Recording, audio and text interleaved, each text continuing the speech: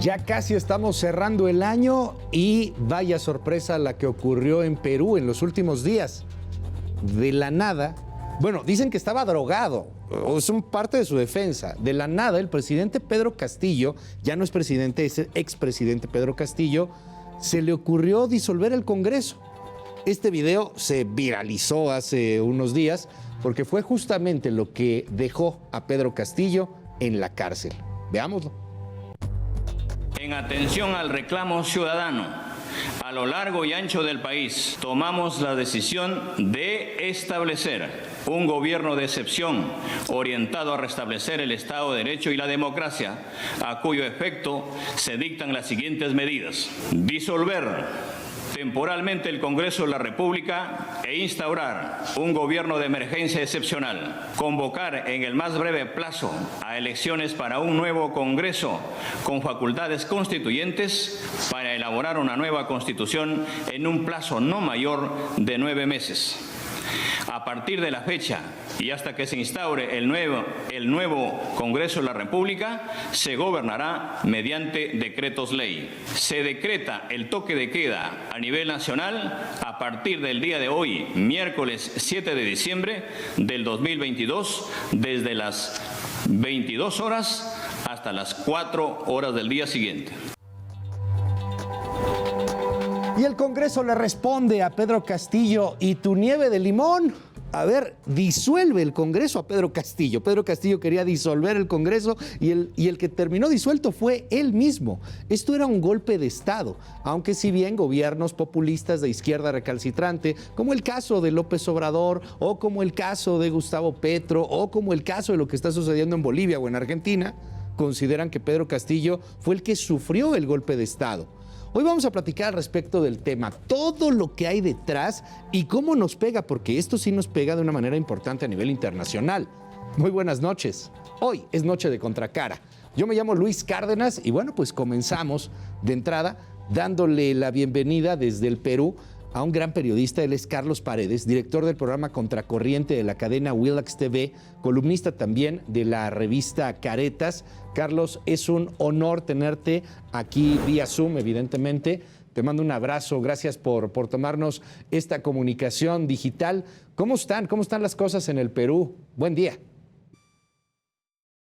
Luis, ¿cómo estás? Qué gusto saludarte desde Lima. Mira, las cosas en el Perú en general están convulsionadas. Como dices, desde el 7 de diciembre que el expresidente Pedro Castillo dio un autogolpe de Estado al estilo Fujimori, que lo dio hace exactamente 30 años, quiso disolver el Congreso y asumir poderes absolutos, porque también intervenía el Poder Judicial y el Tribunal de Garantías Constitucionales. Es decir, se iba a convertir en un tirano, pero no es gratuita esta reacción. Él venía siendo investigado por casos gravísimos de corrupción. Hay por lo menos 7 expedientes que venía investigando el Ministerio Público o la fiscal de la Nación, que lo comprometen directamente a él, a su familia más cercana y a sus colaboradores de su primer círculo de poder. Al momento hay un ex ministro, secretario, sería en el equivalente mexicano, que está prófugo de la justicia, y hace algunos días se ha oficializado que el régimen, la cleptocracia de Venezuela con Nicolás Maduro a la cabeza, le ha dado asilo político, le está dando un estipendio de $3.500 para que viva en un barrio acomodado allá, mientras que la justicia acá en Perú lo está reclamando por casos muy graves de corrupción.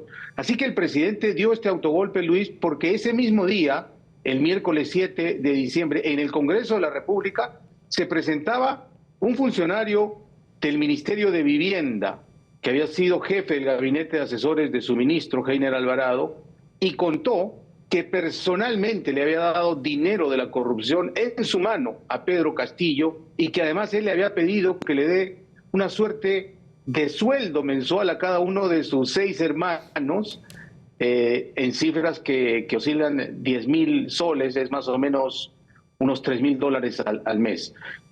Y no solo eso, sino que hay varios de sus ministros que han sido investigados por contratos públicos absolutamente irregulares, yo diría groseramente entregados a empresas para favorecerlas.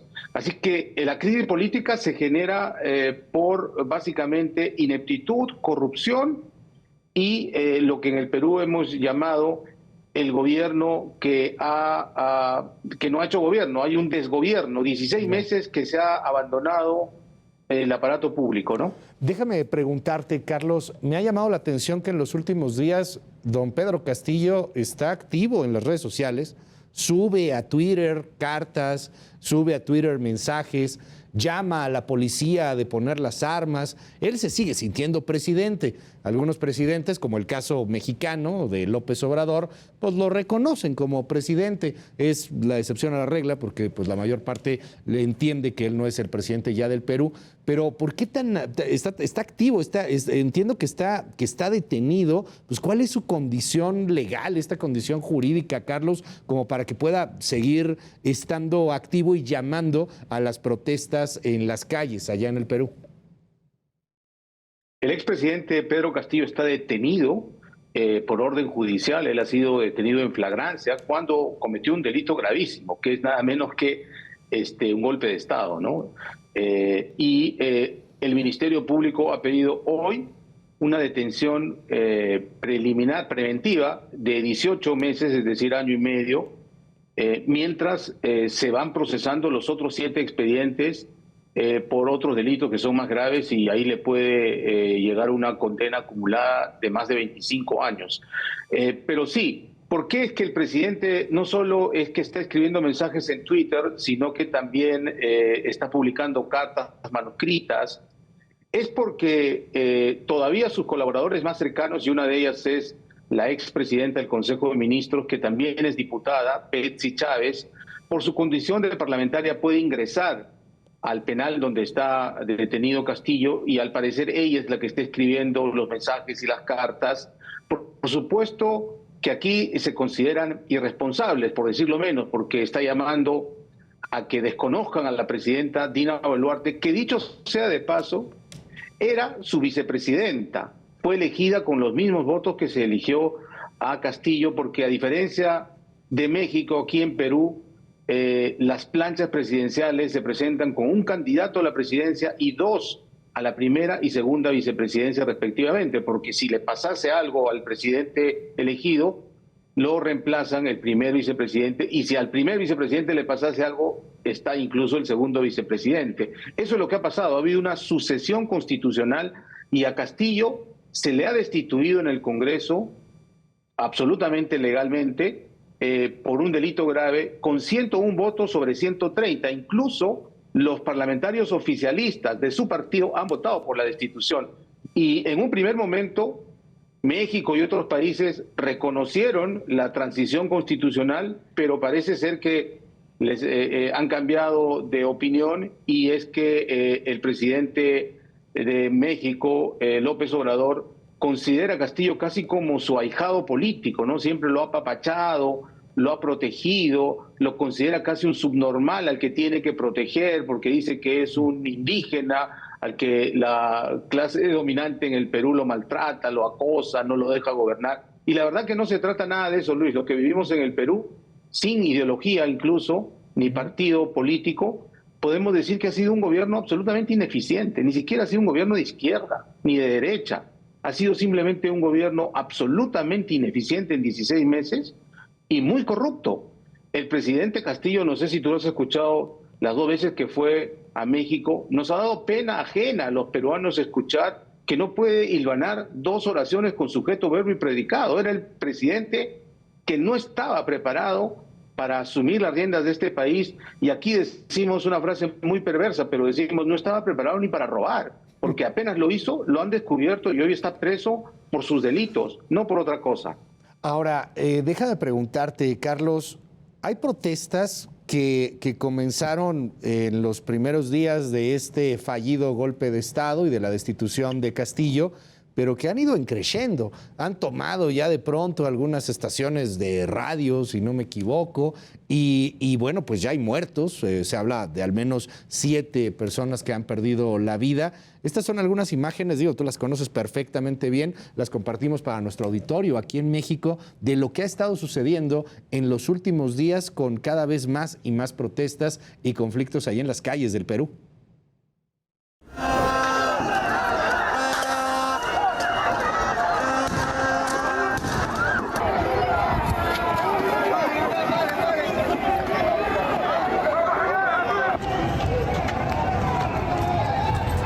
Esperanza.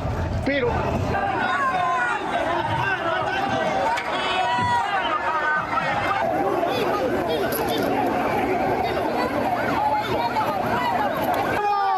¡quiero mi presidente! ¡Yo voté por Pedro Castillo!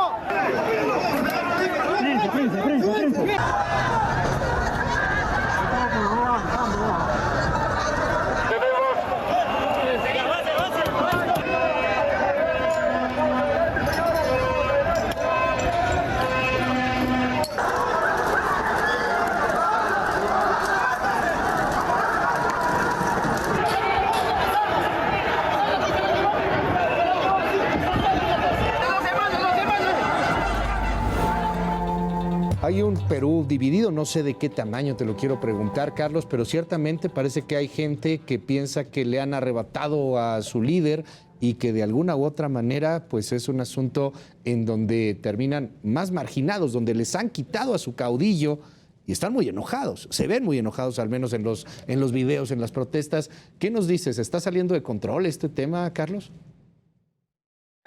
sí, estamos en un país polarizado y no de ahora, Luis. El país pasa por una crisis de gobernabilidad, una crisis política profunda.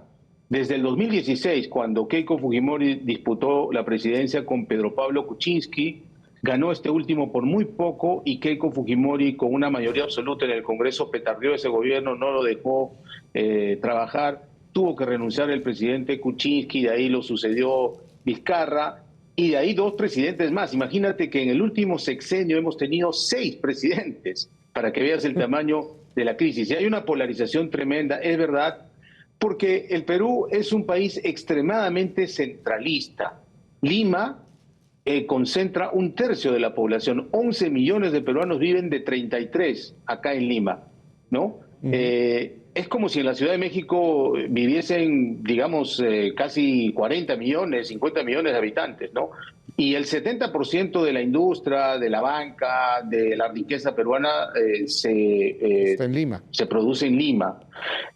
Y entonces, en los últimos 25 años que ha habido un desarrollo económico sistemático, digamos, nuestros índices macroeconómicos no pintaban mal, todo lo contrario, hasta el 2019, prepandemia.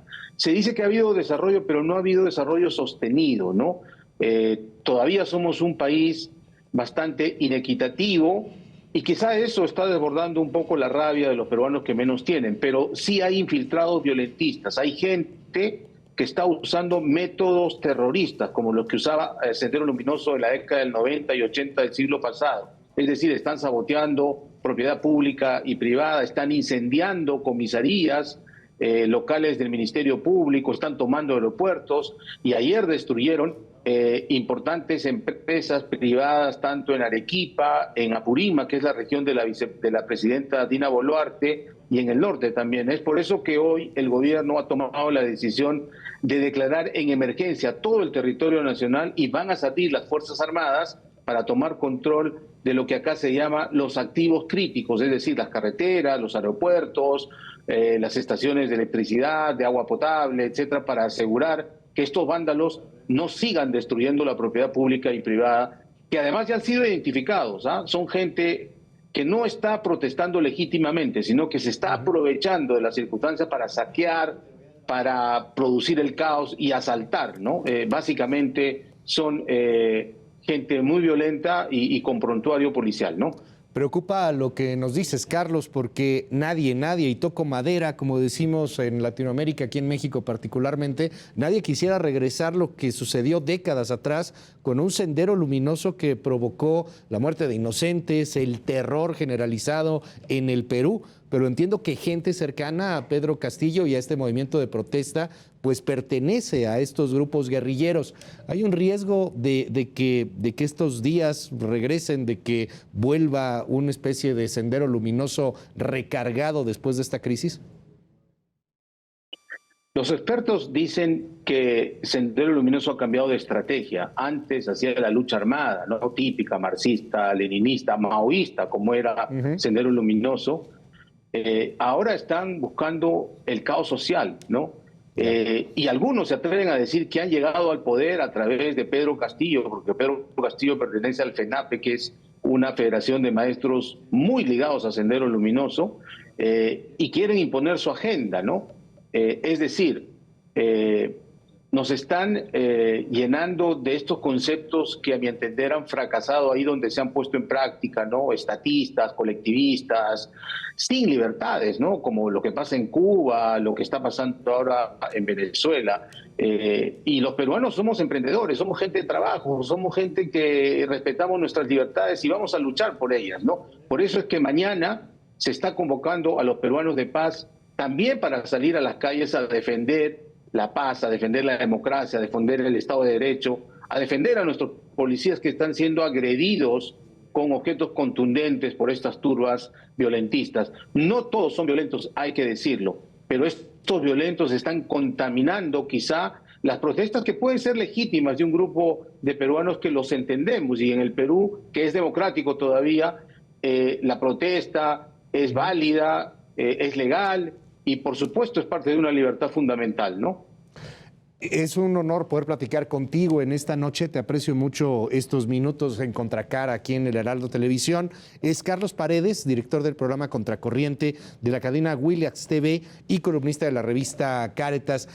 Para cerrar, simplemente te lo preguntaría, no se ve una solución en corto plazo, ¿no? Esta crisis política que se está viviendo con todo y bueno, pues el intento de llamar a unas elecciones anticipadas no parece tener una salida en el corto plazo. Cierran con mucha intensidad y abren el siguiente año con gran polarización política allá en el Perú, querido Carlos.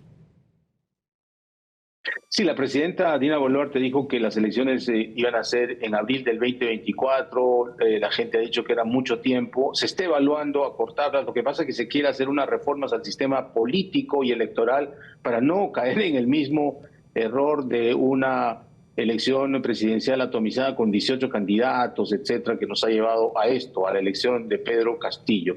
Pero creo que pronto, y soy optimista en esto, Luis, va a retornar la calma al país, nos vamos a serenar, vamos a hacer las reformas que tenemos que hacer y vamos a recurrir a la democracia para que el pueblo, que es el soberano, elija sus siguientes autoridades y podamos llegar de a pocos a la estabilidad que hemos tenido por 3 lustros. Un abrazo, Carlos, y lo mejor para el siguiente año. Muchas gracias por regalarnos estos minutos.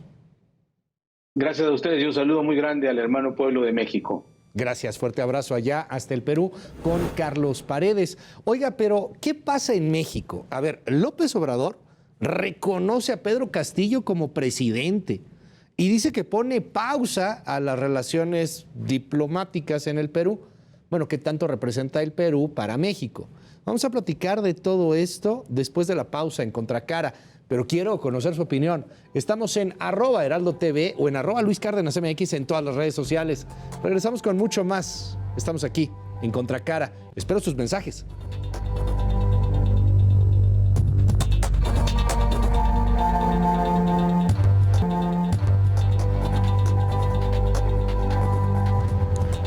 Seguimos aquí en Contracara. Gracias por los comentarios que nos hace llegar a través de @LuisCárdenasMX o estamos también en todas las redes sociales de Heraldo Televisión. Oigan, no se pierda todos los programas de Contracara. Están disponibles en nuestras redes, en YouTube, en la página de Heraldo TV. Síganos en todas nuestras redes. Estamos platicando de Perú.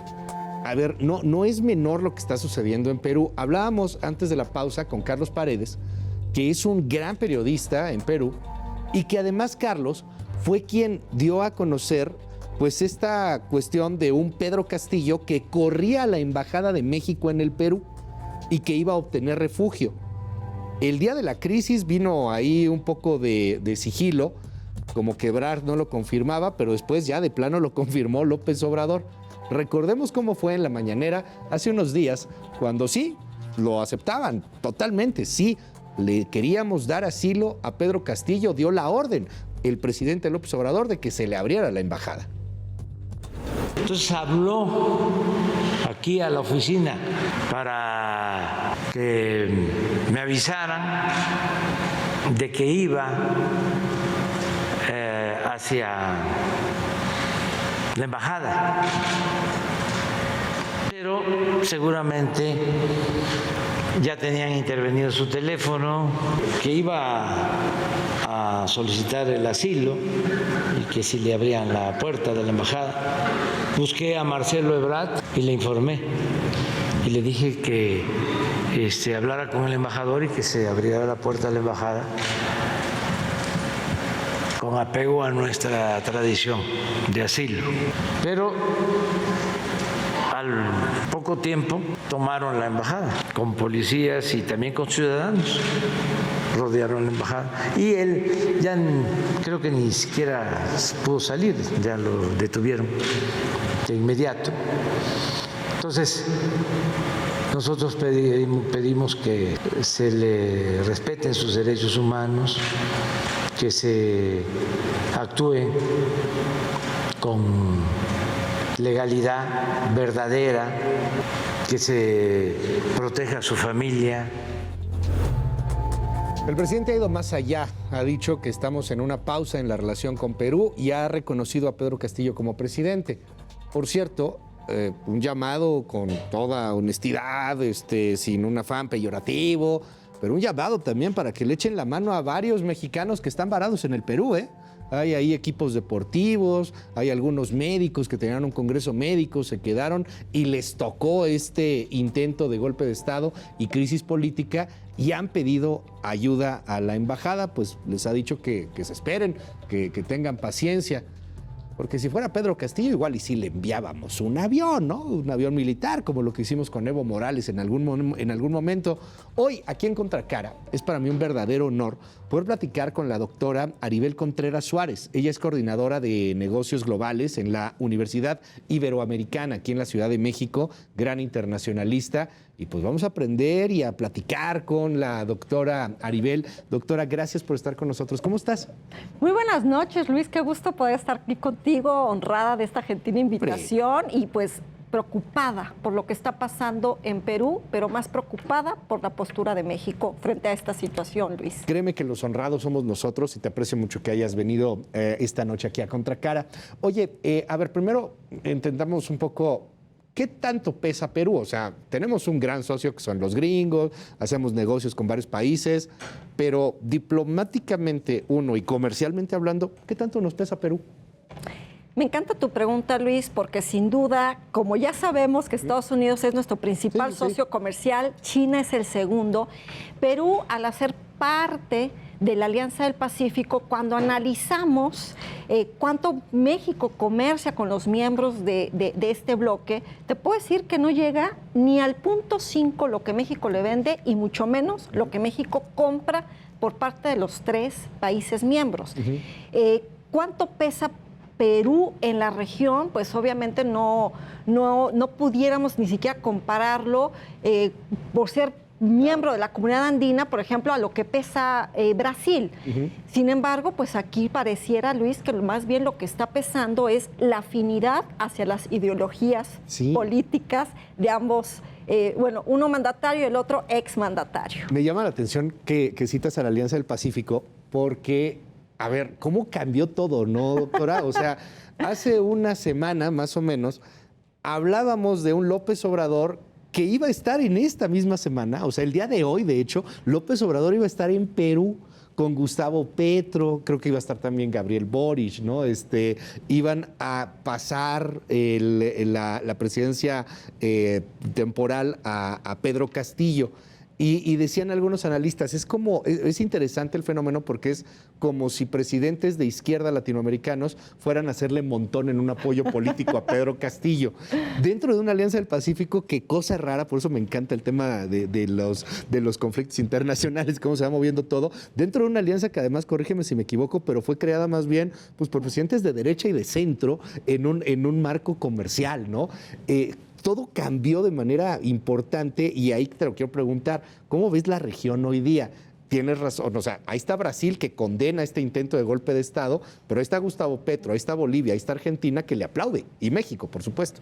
Así es, Luis, y de hecho, si nos vamos todavía a una semana atrás, no olvidemos que México era sede de esta cumbre de la Alianza del Pacífico y que iba a ser en el Palacio Nacional donde se iba a hacer esta transición, que para nada estoy de acuerdo en que se haya cancelado esa cumbre, Luis, porque si el presidente mexicano no acudió a Colombia para recibir la presidencia pro tempore, tampoco era urgente que estuviera el entonces presidente peruano para recibirla. De hecho, aquí en México estuvo su ministro de Relaciones Exteriores, porque sí se generó este foro y este encuentro a nivel ministerial. Entonces, regresando al punto donde nos encontramos al día de hoy, estamos viendo varios temas, ¿no? Por un lado, sin duda habrá que hablar sobre el tema del asilo, habrá que poner sobre la mesa que en ningún diccionario de diplomacia existe el término poner una pausa. Eso no existe. Eso surgió en un diccionario Palacio Nacional desde la época de esta confrontación que se dio con el gobierno español. En esta es la segunda edición, pero eso en realidad no existe. Sí, otro punto que hay que hablar pues es el caso de la protección a los mexicanos en Perú. Y otro punto que yo veo importante que pongamos sobre la mesa, Luis, es el hecho de hablar de respetar los derechos humanos de Pedro Castillo, inclusive frente a la Corte Interamericana de Derechos Humanos, como Gustavo Petro lo hizo ya a través de un comunicado. Me parece que entonces no podemos estar hablando de que los principios normativos de la política exterior de México pueden adaptarse o implementarse a modo. Es decir, si vamos a hablar de defender los derechos humanos, desde la visión de México, habrá que empezar por los venezolanos, habrá que empezar por los propios mexicanos, que cuántas veces no se les ha estado violando los derechos humanos. Sin embargo, a la luz de que ahora se pone en los reflectores internacionales a un Pedro Castillo como si corriera peligro su vida, cosa que yo en lo absoluto, desde mi perspectiva, no lo veo así. Él está detenido, Luis. Entonces, esto impide que un gobierno, que en el caso de México le puede otorgar el asilo. No es la misma situación que cuando se vivió con Evo Morales, porque él estaba escondido y entonces, al estilo James Bond, el gobierno mexicano planteó toda una misión imposible para sacarlo a través de terceros países. Pero para que un gobierno, en este caso mexicano, pueda otorgarle el asilo político es porque Pedro Castillo no está detenido. Entonces, aquí hay una gran cantidad de variables que, poniéndolas de manera conjunta, se está generando un caos adicional a la ya de por sí tan interesante y tan compleja agenda doméstica que tenemos desde México. Y tú me decías, ¿cómo ves la región? América Latina cada vez se encuentra todavía de por sí convulsa, afectada por la economía, por la pandemia y ahora por las consecuencias de las sanciones económicas a Rusia, y que este componente más, pues ya lo hace todavía más álgida, Luis. Oye, y también es muy interesante, y ahorita lo comentamos, que tienes varias izquierdas en América Latina, ¿no? O sea, porque de repente vemos un mapa rojo y ¡ay, sí, ahí está, la izquierda populista! No, a ver, es bien distinta la izquierda de Brasil que la de Argentina, que la de Chile, que la de Perú, que la de Bolivia, que la de Colombia. Claro. Pero, a ver, vamos primero con este asunto de la definición diplomática. Me encanta el asunto del diccionario. Pausa, ponemos pausa. Y me acordé de Vicente Fox, cuando tenía que salir el vocero, lo que el presidente quiso decir, decía el vocero de Fox. Ahora de vocero más o menos surgió Marcelo Ebrard, canciller, que ha tenido que ser unas maromas tremendas, doctora. Esto fue lo que dijo Marcelo Ebrard, pues para explicar qué es eso de la pausa y a qué se refiere el presidente cuando le pone pausa a la relación con el Perú. Veamos. Pausa quiere decir que pues hay una serie de acontecimientos que no sabemos qué resultados vayan a tener allá. México mantiene su embajada, estamos ahí dando todos nuestros servicios. Hoy se nos habló por parte de la Cancillería de Perú, pues atendemos las llamadas, pero ciertamente la situación política ya es muy compleja. Eso es a lo que se refiere el presidente. Bueno, de acuerdo a Marcelo Ebrard, esto es la pausa a la cual se refiere el presidente López Obrador.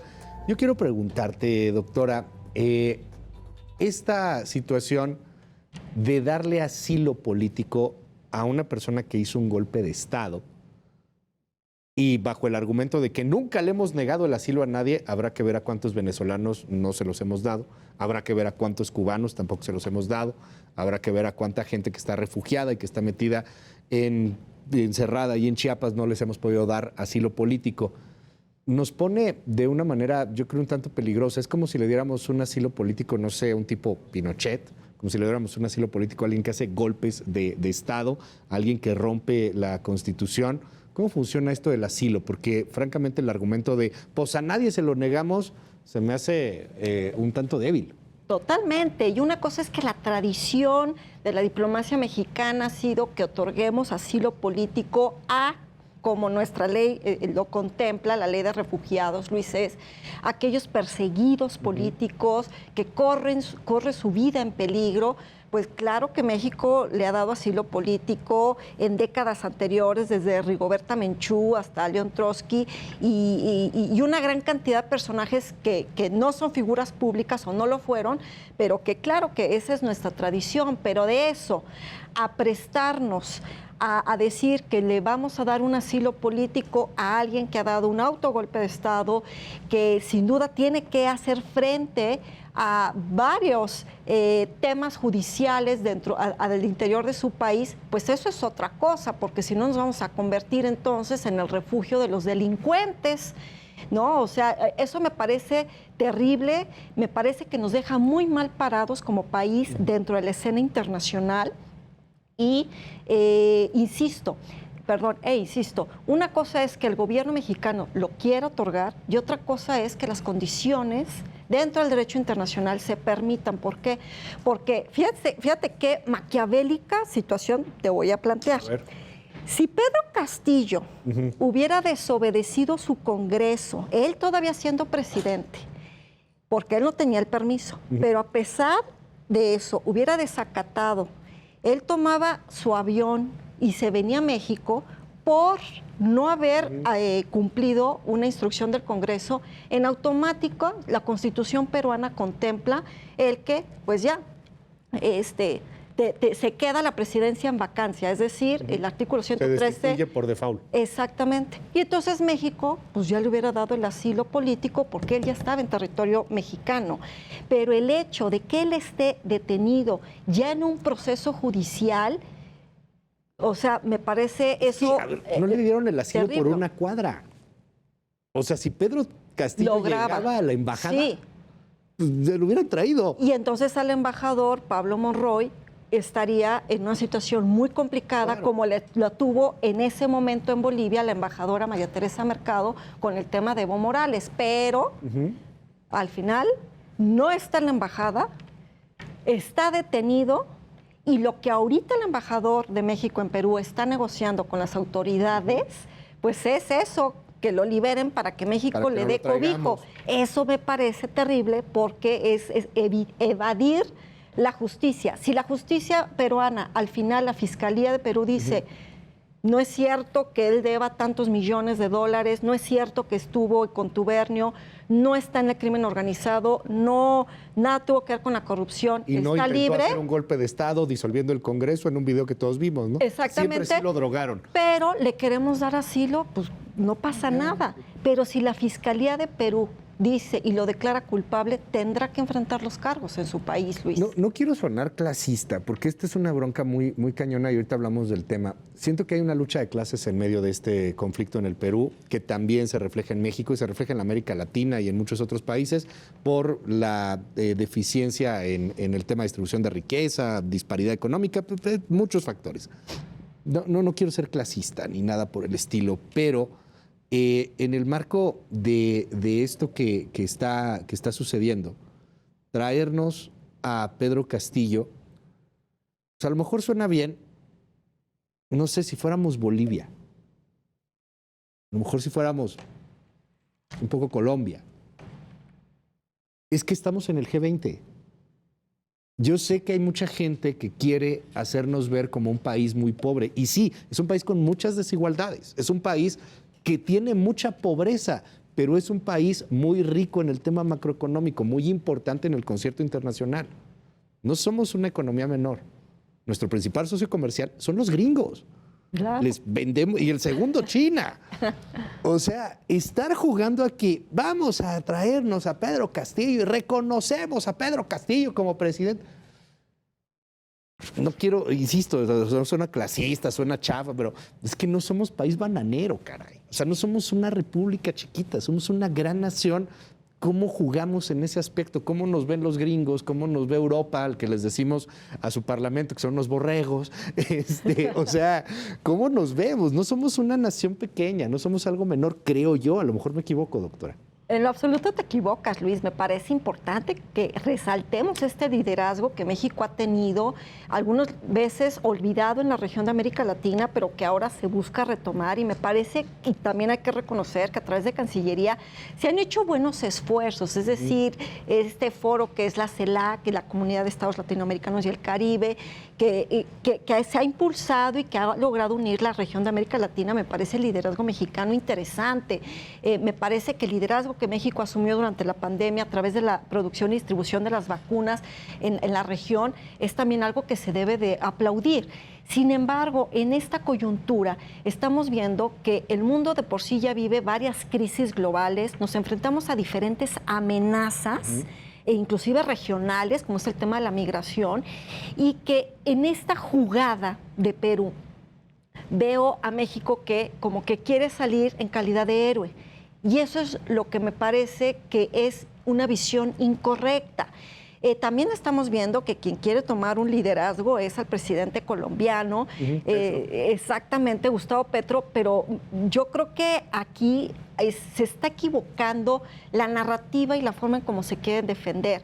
Yo entiendo que pueden ser amigos, socios, se pueden caer bien, pueden tener ideologías políticas con grandes coincidencias, pero lo que no puedes hacer es violentar los principios normativos de la política exterior de México, violentar por ende la Constitución, claro, y poner en riesgo la imagen de México. Eso es lo que a mí me preocupa, porque hoy en día de repente en paralelo se habla y se cuestiona y se critica mucho a Europa por el escándalo del Qatar Gate, ¿no? Por este escándalo de corrupción. Y entonces dicen, pero los europeos critican a los de América Latina. Ahorita no se trata de pugnas, de qué región es menos corrupta. Ahorita lo que se trata es de respetar la Constitución de Perú, respetar la soberanía, y entonces es cuando también nos cuestionamos, Luis, de si esta no injerencia, la famosa doctrina Estrada, se adapta o no a modo. O sea, no es injerencia en este caso, pero sí pudiera ser injerencia cuando es en Nicaragua, Honduras o Venezuela. No, sí, si el cuate es de izquierda o viene más o menos con esta ideología medio chavista, medio Fidel Castro, medio Cuba, pues entonces sí. Me llama esto lo de Qatar, el Qatar Gate allá en el Parlamento Europeo. Pero ahí ya metieron a la cárcel algunos, sí los detuvieron, inclusive a la vicepresidenta. O sea, miembros del Parlamento sí están metidos en el bote. Esa es la bronca. O sea, no es como que es que antes el PRI robaba más. O sea, es que sí hay reacciones allá al respecto del tema. Y citabas algo, la imagen internacional. Pues cómo nos ve, no sé, los gringos en este aspecto. O sea, no estoy diciendo que nos vayan a sancionar, porque esta cosa de la clase media, de pronto, esta cuestión que tenemos de que los gringos van a intervenir, no, tampoco, pero es una imagen chafa que estamos dando. Es una imagen de, pero qué necesidad. Entendería que un Gustavo Petro en Colombia, corrígeme, no está en el G20. Te voy a decir, me parece que ahorita Estados Unidos, pues por supuesto que también está ahorita muy ocupado con la cumbre, con sus líderes africanos y demás, pero me parece que sin duda hemos venido viendo que la actual administración federal ha querido como que desmarcarse de Washington. Sin embargo, somos socios estratégicos, compartimos frontera, problemas y demás. Tampoco se trata de ponernos de tapete, y esa parte yo la entiendo. Sin embargo, arriesgarse a hacer estas jugadas de que sí se está considerando en Perú una intromisión, como en su momento también Bolivia lo consideró, me parece que hay que ser más cautelosos, bordar a mano la diplomacia, cuidar las formas y el fondo. Eso es lo que me parece que se ha descuidado. México puede hacer lo propio a través de, sí, sumar de manera colectiva algún tipo de esfuerzo, poner sobre la mesa en el foro correspondiente, como lo ha hecho muy bien dentro de la ONU, cuando lo hizo de que las vacunas tenían que ser un bien público. Ahí es donde vemos que México avanza y lo sabe hacer muy bien. Pero en este caso me parece que las fichas no las está moviendo de manera correcta, indicada. Tú lo dices, destacas muy bien. México es miembro del G20, pero también es miembro de una gran cantidad de foros. Estamos ya acabando la recta final de tener un asiento no permanente del Consejo de Seguridad de las Naciones Unidas. Y entonces aquí es donde decimos, a ver, ¿hasta dónde queremos ser el gran hermano? Porque estamos en esta posición geoestratégica donde a veces somos de América del Norte, pero a veces somos de América Latina.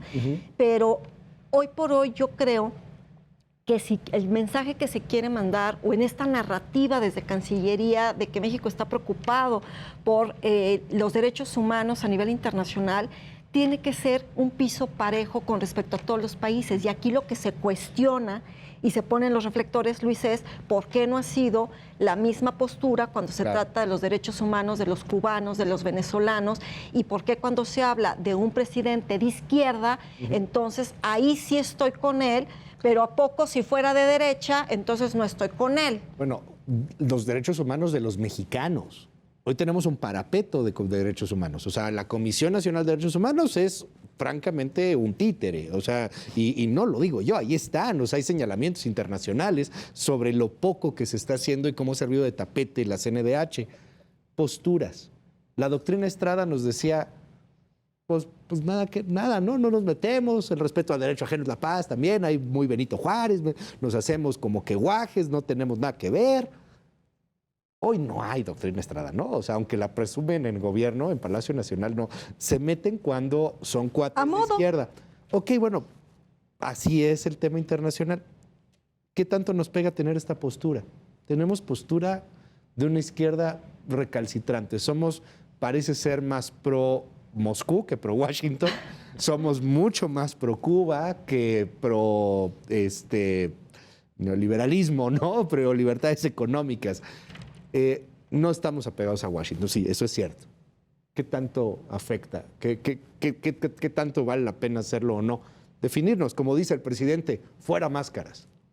Y me encanta que lo plantees así, Luis, porque me parece que un principio básico es que los derechos humanos no deben de tener ni nacionalidad, ni ideologías políticas, ni fronteras.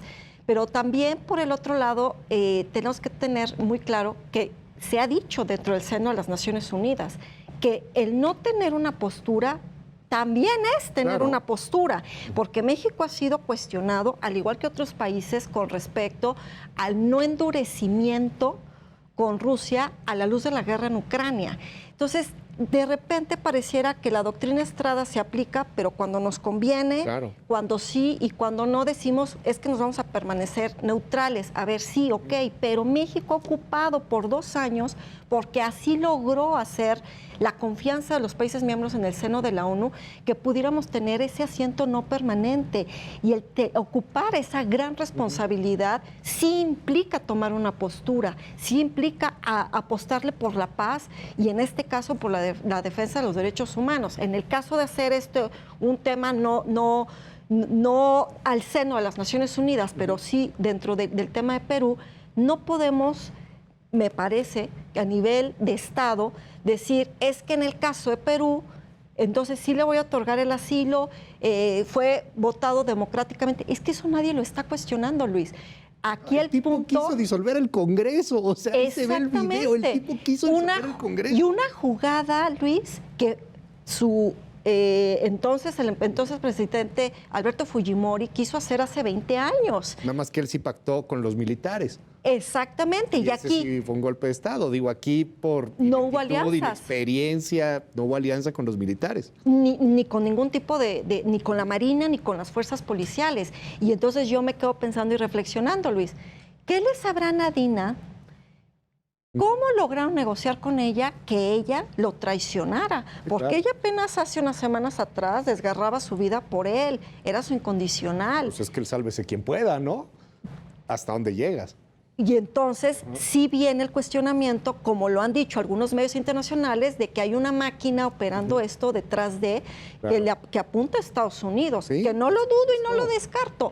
Pero entonces, a ver, ¿intervención o no intervención? Si hay injerencia o no hay injerencia, ese es el cuestionamiento. Y entonces, ¿hacia dónde vamos como México?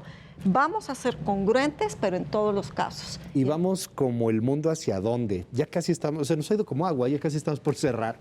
Pero no quiero desaprovechar la oportunidad de tenerte aquí, de poder platicar de lo que hablábamos hace un rato. Yo veo en el Perú, como lo veo en México, no en una comparativa, sino que hay una polarización basada en muchas cosas. No sé si es un tema de mala repartición de riqueza, de luchas de clases, se utiliza mucho el término. No sé si tiene que ver también con la era de la posverdad, con Facebook, Twitter y las redes, TikTok ahora también teniendo una injerencia política importante. No sé con qué tenga que ver. Como dice Anna Applebaum en su libro del ocaso de la democracia, eso sí se ve, es un ocaso democrático que lo mismo están viviendo en Turquía desde hace mucho tiempo, que empieza a verse en Polonia, que se empieza a ver ya en países como Francia, con una Jean-Marie Le Pen que pudo haber ganado, que lo vemos ahora con Italia también. ¿Qué nos está pasando? ¿Por qué estos cambios de esta forma? Y aprovechando justamente el pretexto de Perú, porque, soy franco, yo he platicado con mucha gente ahí en el Perú, en los distintos espacios en los que estamos, y minimizaban las protestas sociales. Hoy que ya se les está saliendo de control, dicen, bueno, pues que pueden ser terroristas, ¿no? A ver, ¿qué nos está pasando? ¿Por qué estamos yéndonos a estos niveles tan violentos en el mundo, a estos movimientos sociales de este tamaño? Sin duda, el mundo está convulsionado, Luis, y a nivel social estamos viendo que ya no importa cuáles sean las coordenadas, la gente está saliendo a la calle por un hartazgo.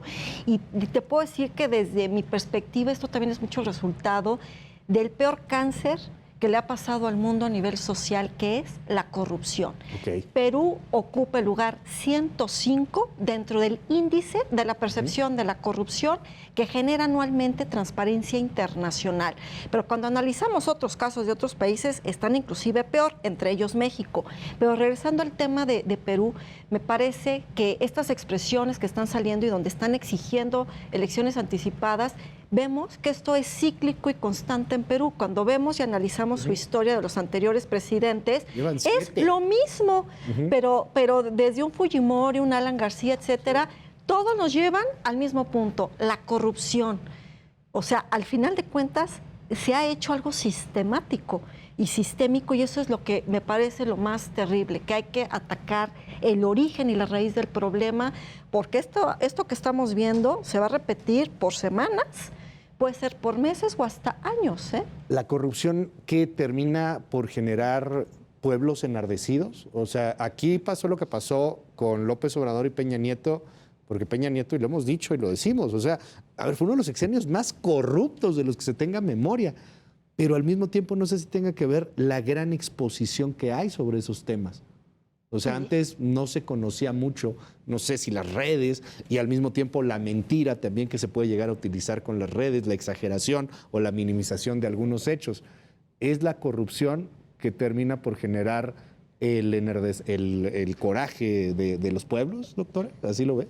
Yo así lo veo, Luis, y sobre todo porque ahora ya se puede hacer más las denuncias, ¿no? Ahora desde los celulares inteligentes hasta las redes sociales abonan mucho en eso, pero también eso nos ha llevado a que como sociedad internacional ya también estamos excesivamente polarizados. Y eso es algo también preocupante porque ya nos hemos convertido en cero tolerantes, cero respetuosos, y entonces Cuando esto se hace toda una bola de nieve, parece un circo, y lo mismo ya puede estar un futbolista, un comediante gobernando, cuando gobernar es servirle al pueblo. Y yo creo que eso es algo que nadie debe de perder de vista, no importa qué cargo seas, mientras seas elegido por un voto popular, hay que servir.